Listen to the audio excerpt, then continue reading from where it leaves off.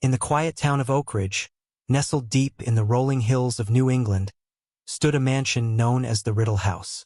Its name wasn't derived from puzzles or enigmas, but from its original owner, Elias Riddle, a man whose dark past cast a long shadow over the house. Built in the late 1800s, the house was a sprawling Gothic structure with towering spires, intricate ironwork, and a brooding presence that loomed over the town. Locals whispered of strange occurrences and eerie lights flickering in the windows long after Elias's mysterious disappearance. Over the years, the mansion gained a reputation as cursed, its halls echoing with the secrets of its dark history. Elias Riddle was a reclusive figure, a man obsessed with the occult and the secrets of life and death. His fascination with the supernatural led him to conduct dark rituals within the mansion's hidden chambers. He sought to unlock the mysteries of the afterlife, believing he could communicate with spirits and perhaps even conquer death itself. One stormy night, Elias vanished without a trace. His wife and children, left alone in the eerie mansion, slowly succumbed to madness and despair. The last of the Riddles was found dead in the attic, their faces frozen in expressions of terror. The house was abandoned, left to decay, and soon tales of ghostly apparitions and unexplained phenomena began to circulate. Decades later, the Riddle House was purchased by a wealthy entrepreneur, Jonathan Harker, who saw potential in restoring the mansion to its former glory. Despite the town's warnings, Jonathan moved in with his wife, Margaret, and their young daughter, Lily. At first, the renovations went smoothly, but it wasn't long before strange occurrences began to plague the family. Doors creaked open and shut on their own, shadows danced along the walls, and whispers echoed through the empty halls. Lily often spoke of a man in the mirror, a shadowy figure who watched her with hollow eyes. Margaret, initially skeptical, grew increasingly uneasy as the disturbances escalated. Objects moved on their own, strange symbols appeared on the walls, and the house seemed to pulse with a life of its own. Jonathan, determined to prove the house was not haunted, delved into the mansion's history, uncovering Elias Riddle's dark past. One fateful night, Jonathan discovered a hidden door behind the library's old bookcase. Inside, he found a secret chamber filled with Elias's occult artifacts, ritualistic symbols, and an ancient journal detailing the rituals Elias performed to summon spirits. The journal spoke of a powerful entity Elias had tried to bind a spirit of immense darkness that demanded a soul as payment for its knowledge. As Jonathan read the final entry, the temperature in the room dropped, and a chilling voice whispered in his ear, "You've awakened me." The entity, now freed from its bindings, began to torment the Harker family with relentless fury. Lily fell ill, her body weakening as the spirit drained her life force. Desperate to save his daughter, Jonathan sought help from a local historian and occultist, Dr. Evelyn Clark. Dr. Clark, familiar with the legend of the Riddle House, devised a plan to banish the entity. She explained that the spirit was bound to the house by a cursed artifact, a black mirror hidden somewhere within the mansion. To sever its connection, they needed to find the mirror and perform a powerful cleansing ritual. As the clock struck midnight, the group began their search. The mansion resisted their efforts, its very walls shifting and twisting to protect the cursed object. Shadows lunged at them, and ghostly apparitions tried to thwart their progress. Lily's condition worsened, her life hanging by a thread. In a hidden alcove beneath the basement, they finally found the black mirror, its surface rippling with dark energy. As they prepared the ritual, the spirit manifested in its full, terrifying form, a towering figure of shadow and flame, its eyes burning with hatred. Jonathan and Dr. Clark began the ritual, chanting ancient incantations to banish the entity. The spirit fought back, unleashing a storm of dark energy that threatened to tear the house apart. Margaret, driven by a mother's love, held Lily close, whispering words of comfort as the battle raged around them. With one final, desperate push, Jonathan shattered the black mirror with a heavy candlestick. The spirit let out an ear-piercing scream as it was drawn back into the void, the dark energy dissipating into nothingness. The house fell silent, the oppressive presence lifting at last. Lily's color returned, her breathing steadying as the curse was lifted. The Harkas, though shaken, survived the ordeal. Jonathan decided to leave the Riddle House, abandoning his dream of restoration. The mansion, now free of its dark past, stood quietly on the hill, a reminder of the horrors it once harbored. Years later, the house was left to nature, its walls covered in ivy, its windows broken by time. But the townsfolk no longer feared it, knowing the darkness within had been vanquished. The legend of the Riddle House lived on, a tale of courage and the battle against the unknown, whispered around campfires and passed down through generations. And though the house remained, its secrets were finally laid to rest, leaving behind only echoes of what once was. Don't forget to subscribe and like if you liked this story. Though the Harker family had left the Riddle House behind, the mansion wasn't ready to fade into obscurity. Months after the Harkas moved away, a group of urban explorers, drawn by the stories of hauntings and hidden chambers, ventured into the decaying mansion. Among them was Alex, a history enthusiast fascinated by the occult, and his skeptical friend, Rachel. As they stepped inside, the house seemed eerily still, the air thick with dust and the faint scent of decay. The explorers spread out, eager to uncover the secrets left behind. Alex was particularly drawn to the basement, where Jonathan had found the black mirror. Though shattered, the remnants of the mirror still glimmered faintly under the beam of his flashlight. "Look at this," Alex called to Rachel, crouching down to inspect the shards.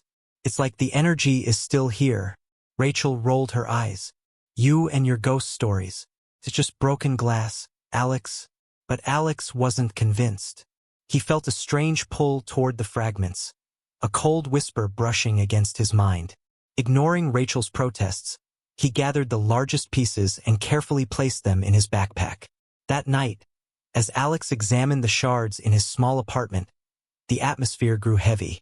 The room's temperature plummeted, and shadows seemed to ripple along the walls. The largest shard pulsed faintly, a dark light emanating from within. Rachel, who had reluctantly joined Alex, shivered. "I don't like this, Alex. Maybe we should just put it back." Before Alex could respond, the shard suddenly flared with energy, and a familiar voice filled the room, a deep, guttural whisper that sent chills down their spines. "You thought you could contain me?" The remnants of the black mirror had retained a fragment of the entity's power, and now it sought to reclaim its strength. The lights in the apartment flickered, and the shadows deepened, taking on a life of their own.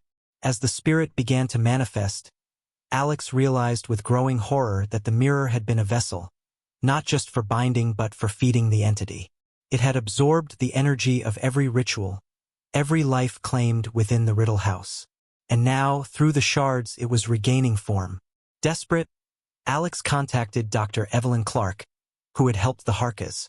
Though skeptical of meddling with the cursed fragments, she agreed to meet. Together, they pored over Elias Riddle's journal, searching for any clue on how to permanently banish the entity. Dr. Clark frowned, her finger tracing a line of ancient script. The mirror was broken, but its essence remains. To truly end this, we must destroy the entity's core. It means returning to the Riddle House and completing what Jonathan started. Reluctantly, Alex and Rachel agreed. They returned to the mansion under the cover of darkness, the shards safely wrapped in thick cloth. Dr. Clark led them back to the basement, the air heavy with the remnants of old magic. The ritual began, Dr. Clark's voice steady as she chanted the ancient words. The shards glowed, vibrating with energy as the spirit's presence grew stronger. Shadows coalesced, forming a towering figure of darkness, its eyes burning with rage and recognition. "You dare summon me again?" it roared, the walls shaking with its fury. "This time, I will not be contained." The entity lashed out, its shadowy tendrils striking at the trio. Rachel screamed as one narrowly missed her, and Alex clutched the largest shard, its dark light burning his hand. Dr. Clark continued the chant, her voice rising above the spirit's howls. "Focus on the shard, Alex. You must channel its energy back into the void." With trembling hands, Alex raised the shard, its glow intensifying. The entity lunged toward him, but he stood firm, the shard's energy forming a barrier between them.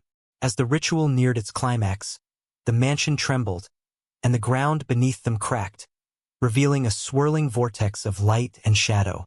The entity howled in defiance, its form unraveling as it was drawn toward the vortex.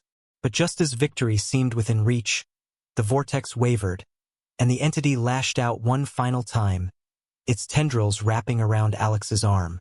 "If I go, you come with me," it snarled. Alex gasped, feeling the pull of the void. Dr. Clark shouted, "Hold on, Alex. Don't let it take you." With every ounce of strength, Alex fought against the entity's grasp, his hand tightening around the shard. But as the vortex's pull grew stronger, it became clear that a choice had to be made: sacrifice or salvation. Alex's grip on the shard tightened, his mind racing. The vortex pulled harder, the entity's shadowy tendrils gripping him with relentless force. Dr. Clark's chants filled the air, but the weight of the moment pressed heavily on him. He knew that if he didn't act quickly, the spirit would either consume him or escape, regaining its strength to wreak havoc once more. "Alex!"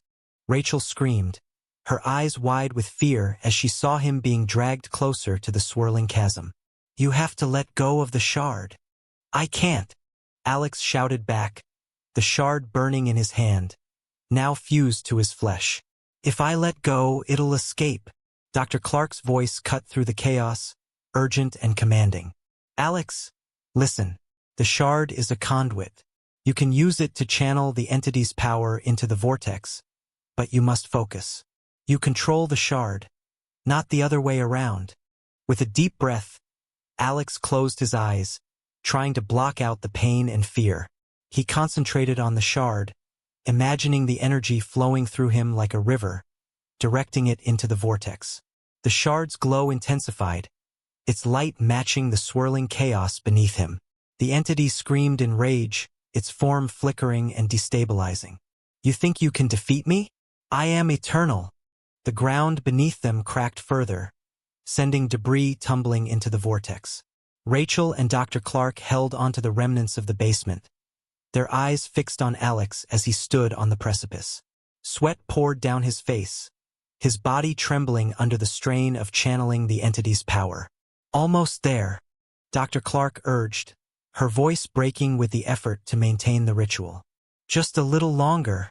The entity's form began to disintegrate, its screams turning into guttural roars. Its tendrils flailed wildly, lashing out at the walls and the trio. One struck a beam near Rachel, sending splinters flying as she ducked for cover. Despite the chaos, Alex remained focused, pouring every ounce of his will into the shard. The vortex grew brighter, its pull stronger, as the entity was drawn closer to its final end.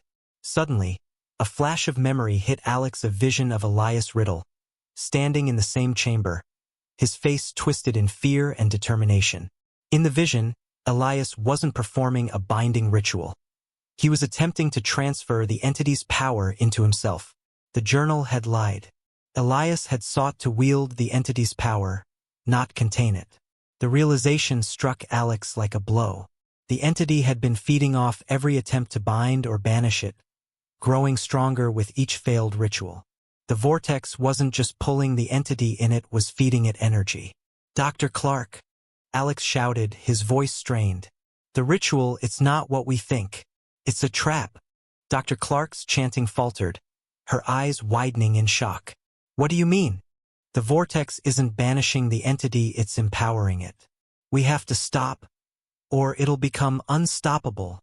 Rachel, still crouched behind the beam, cried out, "Then what do we do?" Alex's mind raced, the shard in his hand pulsating with chaotic energy. The only way to end this for good was to destroy the shard, severing the entity's link to the physical world. But doing so would mean risking everything. The entity might lash out in a final, devastating attack. "Trust me," Alex called out, gripping the shard tighter. "We have to destroy it." Dr. Clark hesitated, then nodded. "Do it, Alex."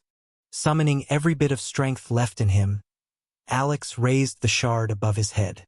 The entity roared in defiance, its form twisting and writhing as it realized what was about to happen. With a final, desperate cry, Alex brought the shard down onto the stone floor, shattering it into 1,000 pieces. The vortex collapsed in on itself, the room shaking violently as a wave of energy burst outward. The entity's scream echoed through the chamber before fading into nothingness. The oppressive darkness lifted, leaving only silence and the faint glow of the broken shards scattered across the floor.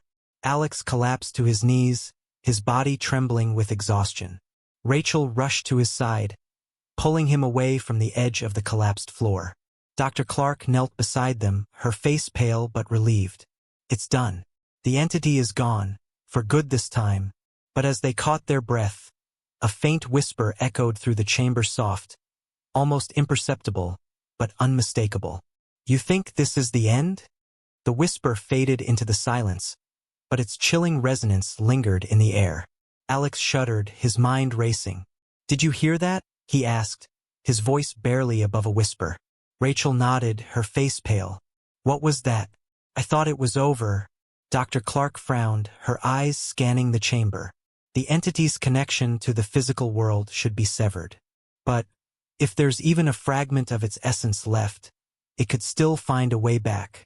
Alex struggled to his feet, his gaze fixed on the shattered remnants of the shard. What if breaking the shard wasn't enough?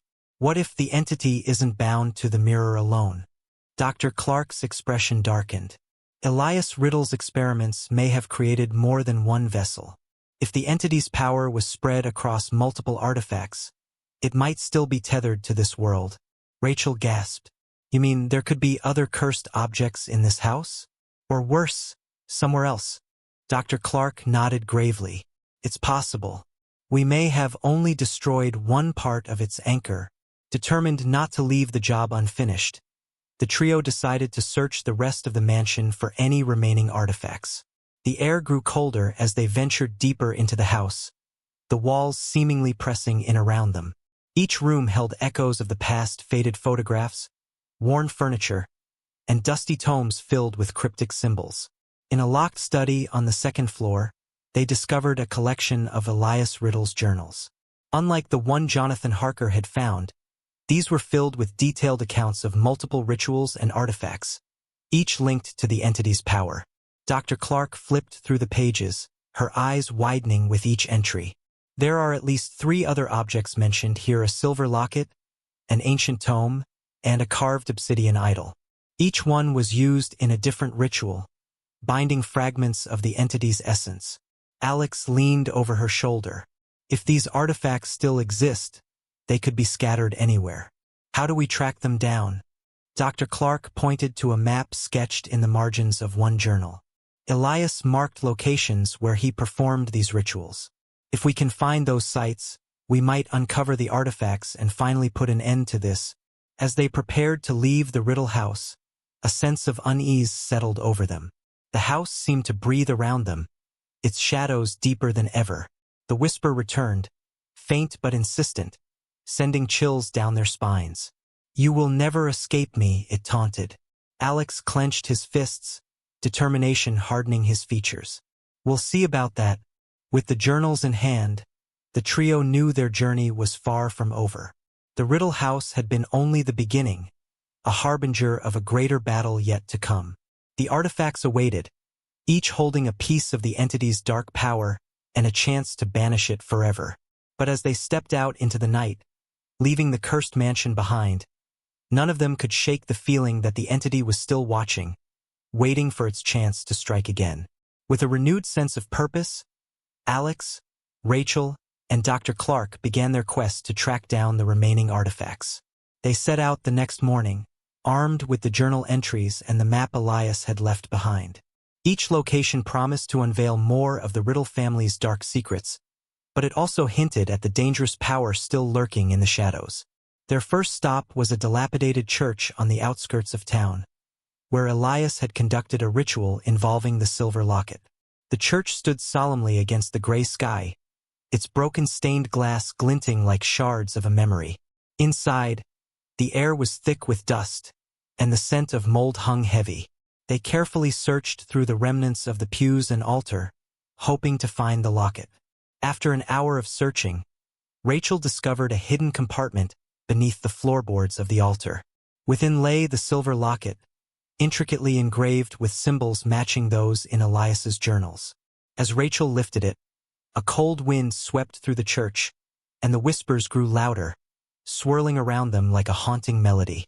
"It's here," Alex said, his heart racing. "We need to get out now." As they fled the church, the atmosphere crackled with energy, the whispers morphing into anguished cries. They barely made it to the car before the church doors slammed shut behind them, sealing whatever dark presence they had awakened. Their next destination was an abandoned library in a nearby town, where the ancient tome was said to be hidden. The library, once a place of knowledge and warmth, now lay in ruin, its shelves toppled and pages scattered like fallen leaves. As they searched, Dr. Clark found a fragment of the tome beneath a collapsed shelf. "This is it. If we can piece it together, it may hold the final incantation we need." But as they worked to reconstruct the tome, a shadow flickered at the edge of their vision. Alex turned sharply, spotting the entity's form lurking between the shelves. It had followed them, its presence feeding off the darkness that permeated the abandoned space. "We need to hurry," Rachel urged, panic rising in her voice. With the tome pieced together, they quickly memorized the incantation. They would need it for the final confrontation, but first, they had to secure the last artifact, the obsidian idol. The last site was a cave hidden deep within the forest, marked on Elias's map with ominous warnings. As they approached, a sense of dread settled over them. The trees loomed like sentinels, their twisted branches reaching out as if to deter intruders. Inside the cave, the air was damp and cold, and the shadows seemed to stretch impossibly long. Deep within, they discovered an altar upon which the obsidian idol rested, its surface glistening darkly. It was a grotesque figure, one that emanated a palpable sense of malevolence. As Alex reached for the idol, the entity manifested again, now fully formed, its eyes burning with fury. "You dare to challenge me again?" It thundered, echoing through the cave like a clap of thunder. "We have the artifacts," Alex shouted, clutching the idol tightly. "And we will end this." With all three artifacts in their possession, they retreated to the clearing outside the cave. Dr. Clark set up a protective circle using salt and the symbols from the tome, her hands shaking with determination. They arranged the artifacts within the circle, each one a key to sealing the entity away forever. As the sun dipped below the horizon, casting long shadows, Dr. Clark began the incantation. The wind howled around them, and the ground trembled as the entity loomed over the circle, its form writhing with rage. "You cannot bind me," it shrieked, sending dark tendrils lashing out toward them. But Alex, Rachel, and Dr. Clark stood firm. They recited the incantation in unison, channeling their combined will into the artifacts. The ground erupted with light, a brilliant glow radiating from the circle as the artifacts resonated with their purpose. The entity writhed, its scream morphing into a sound of desperation. "You will regret this. I will return." With one final surge of energy, Alex raised the obsidian idol high, its dark surface shimmering with raw power. "This ends now," he declared, plunging the idol into the center of the protective circle. A blinding flash of light erupted, engulfing the clearing in a whirlwind of energy. The entity howled, its form fracturing and unraveling as the light surged, pulling it toward the void. In its final moments, the entity lunged toward Alex, but the light enveloped it completely, casting it into darkness. As the light faded, a profound silence fell over the clearing. The shadows receded, and the air felt lighter, free from the oppressive weight that had lingered for so long. The artifacts crumbled to dust, their purpose fulfilled. Breathless and exhausted, Alex, Rachel, and Dr. Clark looked at one another, a mix of relief and disbelief washing over them. They had succeeded together. They had banished the entity that had haunted the Riddle House for generations. "We did it," Rachel whispered, tears of joy brimming in her eyes. "It's really over." Dr. Clark nodded, a smile breaking through her fatigue. "Yes, the darkness has been defeated, at least for now. But as they turned to leave the clearing, a lingering whisper danced through the air, soft yet potent. This is not the end. As the trio walked back toward their car, they exchanged glances, a shared understanding forming between them. They had faced the darkness and emerged victorious, but the world held many secrets, some of which were still waiting to be uncovered. Though the Riddle House had been silenced, the lessons they learned would stay with them, ready for whatever challenges lay ahead. The haunting had ended, but their journey into the unknown was just beginning. Don't forget to subscribe and like if you liked this story.